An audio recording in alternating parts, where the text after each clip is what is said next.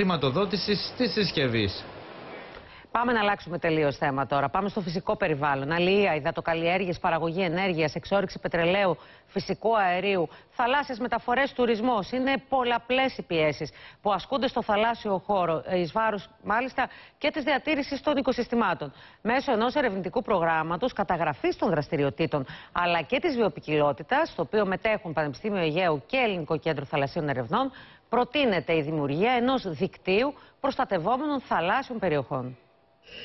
Χαλκιδική, Ευωικός, Παγασιτικός. Εικόνες απαράμιλης ομορφιάς. Ο ελληνικός βυθός κρύβει οικολογικούς θησαυρούς άγνωστους στους πολλούς. Αυτό το πλούτο καταγράφουν 30 επιστημονικοί συνεργάτες του Ευρωπαϊκού Προγράμματος Μαρίσκα, στο οποίο μετέχει το ΕΛΚΕΘΕ και το Πανεπιστήμιο Αιγαίου.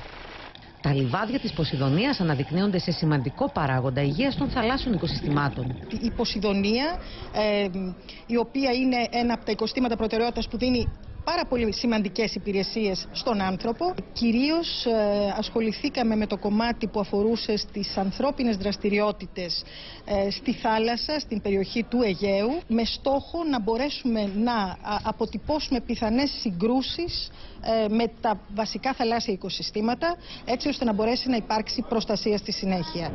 Αλληλεία, υδατοκαλλιέργειες, παραγωγή ενέργειας, εξόρυξη πετρελαίου, φυσικού αερίου, θαλάσσιες μεταφορές, τουρισμός. Οι πιέσεις στα θαλάσσια οικοσυστήματα είναι τεράστιες. Η θαλάσσια ζωή δυσκολεύεται να επιβιώσει υπό τέτοιες συνθήκες πίεσης.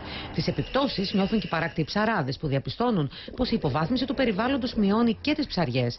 Η πρόταση για δημιουργία δικτύου προστατευόμενων θαλάσσιων περιοχών αποτελεί έναν από τους στόχους του προγράμματος. Αυτό που διαπιστώσαμε είναι ότι χρειάζεται επέκταση της προστασίας και προτείναμε συγκεκριμένα πλάνα, συγκεκριμένες περιοχές προστασίας, όπου φτάνουν, για να έχουμε ικανοποιητικά επίπεδα προστασίας, περίπου σε ένα 18% της θαλάσσιας περιοχής. Η θαλάσσια χωροταξία αποτελεί και συμβατική ευρωπαϊκή υποχρέωση της χώρας μας, η οποία όμως δεν έχει εκπληρωθεί. Το σημαντικό είναι ότι μέσω της προστασίας της θαλάσσιας βιοποικιλότητας παράλληλα προωθείται η βιώσιμη ανάπτυξη των παράκτιων κοινοτήτων, αλλά και η προστασία του εισοδήματος των τοπικών κοινωνιών.